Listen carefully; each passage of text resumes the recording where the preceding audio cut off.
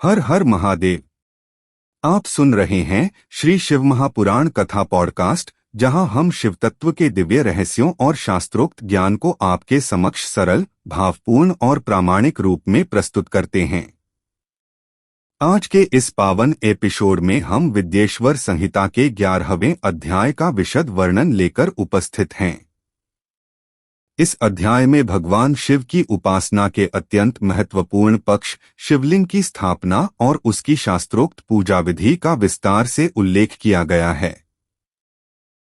यहाँ शिवलिंग के विभिन्न प्रकार, उनके निर्माण हेतु उपयुक्त द्रव्य, स्थापना के लिए शुभ मुहूर्त और पवित्र स्थानों के चयन की विधि का निर्देश मिलता है। साथ ही प्रणव मंत्र ओम और पंचाक्षर मंत्र ओम नमः शिवाय के जप की महिमा तथा विभिन्न आध्यात्मिक सिद्धियों हेतु निर्धारित जप संख्या का भी उल्लेख है। यह अध्याय हमें सिखाता है कि शिव क्षेत्र में निवास, निष्काम सेवा और सदाचार पूर्वक की गई आराधना ही साधक को शिवपद की ओर अग्रसर करती है। आइए इस दिव्य ज्ञान का श्रवण करें और अपने जीवन में शुद्ध भक्ति और आचरण का संकल्प लें। ओम नमः शिवाय।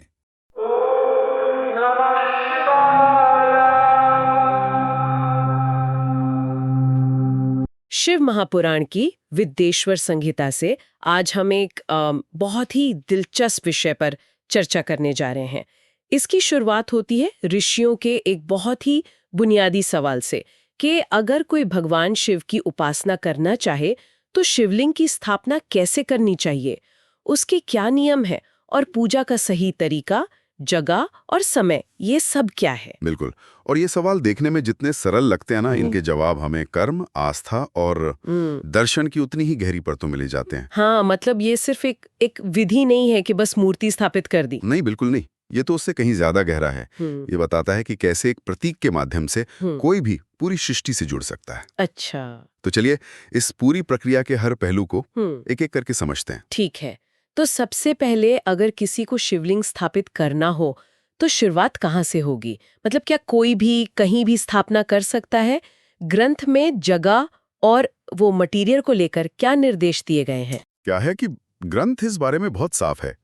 सबसे अच्छी जगह किसी पवित्र तीर्थ, नदी के किनारे या ऐसी कोई शांत जगह मानी गई है जहाँ ध्यान लग सके। हाँ, जहां रोज पूजा अर्चना आराम से हो सके।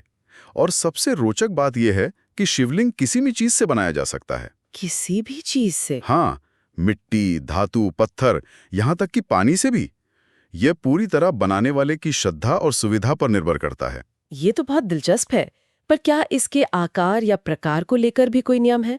मतलब जो शिवलिंग हम घर में रखते हैं और जो मंदिर में होता है, क्या उनमें कोई फर्क होता है? बिल्कुल, और ये एक बहुत महत्वपूर्ण सवाल है। ग्रंथ में 2 तरह की प्रतिष्ठा की बात की गई है। अच्छा, एक है चर प्रतिष्ठा। चर मतलब जिसे एक जगह से दूसरी जगह ले जाया जा सके। सही कहा। जैसे घर के पूजा घर में होता है, इसके लिए छोटा या सूक्ष्म शिवलिंग बेहतर माना गया है। और दूसरी है अचल प्रतिष्ठा, यानी स्थायी स्थापना, जैसे मंदिरों में होती है। उसके लिए बड़ा शिवलिंग। हाँ, उसके लिए बड़ा या स्थूल शिवलिंग उपयुक्त बताया गया है। और शिवलिंग के साथ जो आधार या पीठ होती है, उसका भी कोई महत्व है? हाँ, पीठ का बहुत महत्व है। ये गोल, चौकोर या तिकोने आकार की हो सकती है। और एक जरूरी नियम यह है कि जिस पदार्थ से लिंग बना हो, उसी से पीठ भी बननी चाहिए। अच्छा, तो अगर किसी ने धातु का शिवलिंग बनाया तो पीठ भी उसी धातु की होनी चाहिए हमेशा? ज्यादातर मामलों में हाँ, लेकिन इसका एक बहुत प्रसिद्ध अपवाद है बाणलिंग। बाणलिंग? जी, बाणलिंग जो नर्मदा नदी में प्राकृतिक रूप से पाए जाते हैं, उन्हें इस नियम से छूट है। उन्हें किसी भी पदार्थ से बनी पीठ पर स्थापित किया जा सकता है। और आकार को लेकर भी एक बहुत ही व्यक्तिगत सा नियम है ना? जी, और ये बहुत सुंदर है। आदर्श शिवलिंग की लंबाई उसे बनाने वाले यानी कर्ता की अपनी 12 अंगुल के बराबर बताई गई। 1 मिनट, कर्ता के 12 अंगुल, ये तो बहुत ही मतलब निजी माप हो गया। हाँ, इससे ज्यादा हो तो कोई दोष नहीं, पर कम होने पर फल में थोड़ी कमी आ सकती है, ऐसा माना जाता है। इसका कोई प्रतीकात्मक मतलब भी है? मतलब ये नियम पूजा को बहुत व्यक्तिगत बनाता है। बिल्कुल, ये बताता है कि भगवान का स्वरूप आपके अपने माप से जुड़ा है। ये कोई बाहरी या मानकीकृत चीज नहीं है। एक तरह से ये भक्त और भगवान के बीच एक निजी संबंध स्थापित करता है। ठीक है, तो मान लीजिए शिवलिंग तैयार है।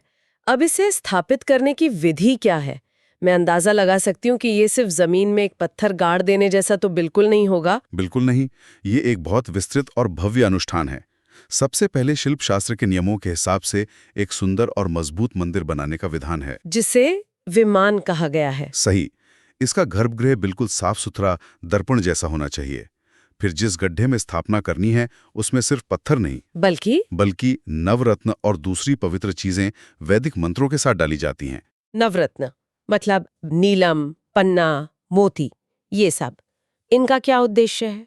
बिल्कुल, इसका मकसद उस जगह की ऊर्जा को शुद्ध और शक्तिशाली बनाना है। ये उस जगह को एक साधारण जमीन के टुकड़े से एक जीवंत आध्यात्मिक केंद्र में बदल देता है। और मैंने पढ़ा है कि ये सिर्फ एक व्यक्तिगत पूजा नहीं है, इसमें पूरे समुदाय को शामिल करने की बात कही गई है। हाँ, ये एक सामुदायिक उत्सव की तरह है। सद्योजात जैसे 5 वैदिक मंत्रों से पूजा होती है, अग्नि में आहुति दी जाती है, गुरु और आचार्यों का सम्मान होता है और जरूरतमंदों को दान भी दिया जाता है। यहाँ तक कि ग्रंथ में सभी स्थावर जंगम जीवों को संतुष्ट करने पर भी जोर दिया गया है। जी हाँ, स्थावर जंगम यानी पेड़ पौधों से लेकर पशु पक्षियों तक सबको। वाह। अंत में ओंकार का उच्चारण करते हुए शिवलिंग को पीठ से जोड़ा जाता है और उसे एक खास तरह के लेप से स्थायी रूप से स्थिर कर दिया जाता है। आपने अभी स्थावर जंगम का जिक्र किया। ये एक बहुत ही गहरे दर्शन से जुड़ता है जो ग्रंथ में बताया गया है ना, कि शिवलिंग सिर्फ मंदिर में रखी एक मूर्ति नहीं है। बिल्कुल, और ये इस पूरी चर्चा का शायद सबसे आकर्षक हिस्सा है। ग्रंथ कहता है कि लिंग 2 प्रकार का है, बाहरी और भीतरी। बाहरी और भीतरी? हाँ, बाहरी लिंग भी 2 तरह का है, स्थावर और जंगम। वृक्ष, लता यानी पेड़ पौधों को स्थावर लिंग कहा गया है, और प्राणियों को? छोटे से छोटे कीड़े मकोड़ों से लेकर सभी प्राणियों को जंगम लिंग कहा गया है। एक मिनट, ये तो बहुत गहरी बात है। बिल्कुल। मतलब ग्रंथ कह रहा है कि सिर्फ मंदिर की मूर्ति ही शिव नहीं, बल्कि पूरा इकोसिस्टम, पेड़ पौधे, जीव जंतु, सब शिव का ही रूप है। आप इसे बिल्कुल ऐसा कह सकते हैं। यह एक तरह का आध्यात्मिक पर्यावरणवाद है। तो इसका मतलब है कि पेड़ों को पानी देना और जीवों को भोजन पानी देना भी शिव की ही पूजा है। यह कर्मकांड को करुणा और प्रकृति प्रेम से जोड़ता है। और इसी से शिवलिंग और पीठ का प्रतीकात्मक अर्थ भी जुड़ा है। सही है जी। ग्रंथ ये भी साफ करता है कि पीठ जो आधार है वो देवी अंबामय यानी प्रकृति का स्वरूप है, और शिवलिंग जो उस पर स्थापित है वो शिव यानी चिन्मय या चेतना का स्वरूप है। प्रकृति और चेतना का मिलन। बिल्कुल, ये सिर्फ एक मूर्ति नहीं बल्कि सृष्टि के सबसे बड़े सिद्धांत का प्रतीक है। ये अद्भुत है। लेकिन अगर कोई इतनी भव्य स्थापना या मंदिर निर्माण नहीं कर सकता, तो क्या उसके लिए कोई और रास्ता है? बिल्कुल है, और ग्रंथ इस मामले में बहुत उदार है। कई रास्ते बताए गए हैं। एक तो है षोडशोपचार पूजा, जिसमें 16 अलग-अलग तरीकों से सम्मान प्रकट किया जाता है। पर वो भी काफी विस्तृत होती है। हाँ, तो अगर किसी के पास इतना समय या साधन नहीं, तो ग्रंथ कहता है कि आप बस अभिषेक, भोग और नमस्कार करके भी वही भाव प्रकट कर सकते हैं। और इससे भी सरल विकल्प दिए गए हैं जहां तक मैंने पढ़ा है। हाँ, यहाँ तक कहा गया है कि अगर आप नियम से रोज सिर्फ शिवलिंग का दर्शन भी कर लें तो वो भी कल्याणकारी है। और सबसे दिलचस्प बात यह है कि कोई भी व्यक्ति अपनी श्रद्धा के अनुसार मिट्टी, आटा, गोबर, फूल, यहाँ तक कि गुड़ या मक्खन से भी अस्थायी शिवलिंग बनाकर उसकी पूजा कर सकता है। मतलब पूजा के बाद प्रसाद का भी पूरा इंतजाम है। आप कह सकती हैं। खैर, ये बात कितनी सुंदर है कि आप अपनी श्रद्धा किसी भी चीज में ढाल सकते हैं। भगवान आपके साधनों को नहीं, आपके भाव को देखते हैं। सही कहा। यहाँ तक कि किसी शिव भक्त को श्रद्धा से शिवलिंग या उसके मूल्य के बराबर धन दान करना भी शिवपद दिलाने वाला बताया गया है। ये बात मुझे सबसे ज्यादा प्रभावित करती है। मतलब कोई नियम किसी पर थोपा नहीं जा रहा। जिसके पास संसाधन है वो भव्य मंदिर बनवाए, और जिसके पास कुछ नहीं वो मिट्टी से भी वही भक्ति प्रकट कर सकता है। बिल्कुल, ये धर्म को बहुत ही व्यक्तिगत और सुलभ बनाता है। ठीक है, तो शारीरिक पूजा और कर्म के अलावा स्रोतों में मंत्र जाप पर भी बहुत जोर दिया गया है ना, ध्वनि की शक्ति पर। जी, बहुत ज्यादा। खासकर प्रणव यानी ओम और पंचाक्षर मंत्र यानी नमः शिवाय। तो क्या विधान है? कहा गया है कि हर दिन 10,000 बार प्रणव मंत्र का जाप करना या दोनों संध्याओं में 1,000 बार जाप करना शिव पद तक पहुंचा सकता है। और पंचाक्षर मंत्र के लिए? उसके लिए भी यही संख्या बताई गई है। इसमें भी कुछ नियम और भेद बताए गए हैं कि किसके लिए कौन सा मंत्र ज्यादा उपयुक्त है। ये थोड़ा जटिल लगता है, ऐसा क्यों है? इसमें कुछ सूक्ष्म भेद हैं जो उस समय की सामाजिक संरचना और आध्यात्मिक तैयारी पर आधारित थे। जैसे ब्राह्मणों के लिए मंत्र की शुरुआत में प्रणव, ओम नमः शिवाय। हाँ, ओम नमः शिवाय लगाना विशेष फलदायी बताया गया है। दूसरों के लिए शिवाय नमः का विधान है। स्त्रियों के लिए भी शिवाय नमः का उल्लेख है। पर इन सब नियमों से ज्यादा जरूरी शायद कुछ और है। बिल्कुल। सबसे महत्वपूर्ण बात यह है कि मंत्र हमेशा दीक्षा के साथ किसी योग्य गुरु से लेना चाहिए। अच्छा, गुरु से प्राप्त मंत्र ही फलदायी माना गया है। हाँ, क्योंकि गुरु सिर्फ शब्द नहीं देते, बल्कि उस मंत्र में अपनी ऊर्जा और चेतना भी संचारित करते हैं। और जप की संख्या के साथ जो फल बताए गए हैं वे तो हैरान करने वाले हैं। 5 करोड़ जप करने से व्यक्ति सदाशिव के समान हो जाता है। सच में? ग्रंथ के अनुसार 1 से 4 करोड़ जप करने से क्रमशः ब्रह्मा, विष्णु, रुद्र और महेश्वर का पद मिलता है। ये दिखाता है कि मंत्र की ध्वनि की निरंतरता से चेतना के स्तर को कितना ऊंचा उठाया जा सकता है। ठीक है, तो हमने स्थापना की प्रक्रिया, पूजा के तरीके और मंत्रों के बारे में बात की, लेकिन क्या सिर्फ शिवलिंग ही महत्वपूर्ण है या उसके आसपास की जगह पर भी कोई असर पड़ता है? ये एक बहुत ही सुंदर सवाल है। ग्रंथ के अनुसार हर शिवलिंग अपने चारों ओर एक ऊर्जा का क्षेत्र बनाता है, जिसे पुण्य क्षेत्र कहा गया है। एक तरह का पवित्र ऊर्जा क्षेत्र। हाँ, और इसका दायरा इस बात पर निर्भर करता है कि लिंग की स्थापना किसने की है।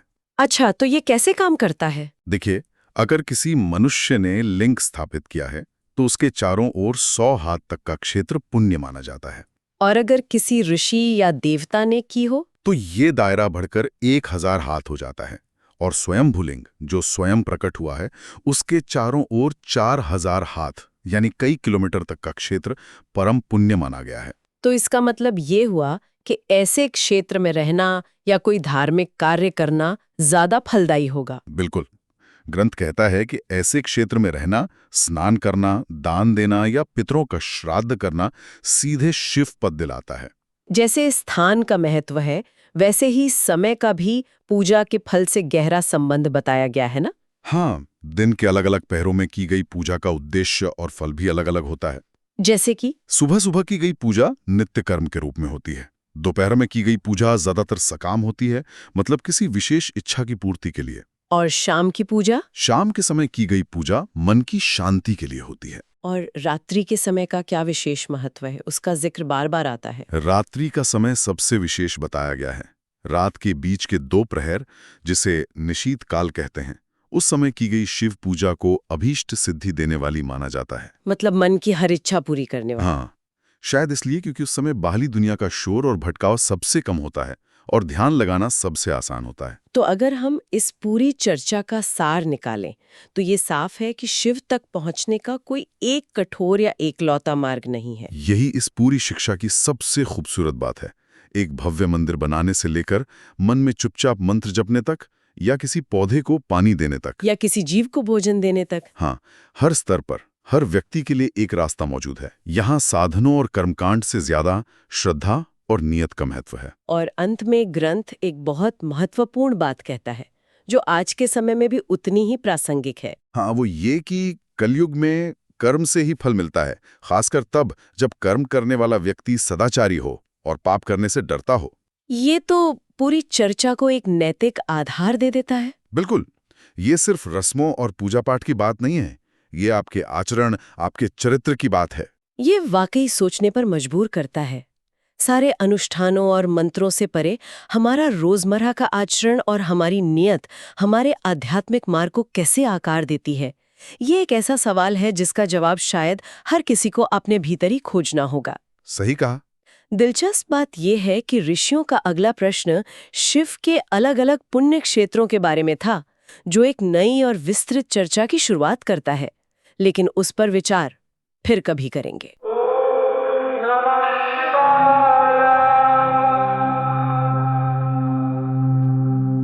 आज की इस पावन कथा से हमें यह स्पष्ट संदेश मिलता है कि शिवलिंग की स्थापना और शास्त्रोक्त विधि से की गई पूजा केवल एक धार्मिक अनुष्ठान नहीं, बल्कि आत्मशुद्धि और मोक्ष का सशक्त माध्यम है। प्रणव और पंचाक्षर मंत्र का जप, निष्काम भाव से की गई सेवा और सदाचारपूर्ण जीवन, ये सभी साधन मिलकर साधक को पाप बंधन से मुक्त कर परम गति की ओर ले जाते हैं। शिवक्षेत्र में निवास और श्रद्धा से की गई आराधना अंततः शिवपद की प्राप्ति का मार्ग प्रशस्त करती है। यदि यह प्रसंग आपके हृदय को स्पर्श करे तो इसे अन्य शिव भक्तों तक अवश्य पहुंचाइए और इस आध्यात्मिक यात्रा में हमारे साथ बने रहिए। अगले एपिसोड में हम शिव पुराण के एक और दिव्य अध्याय के साथ पुनः मिलेंगे। हर हर महादेव। ओम नमः शिवाय।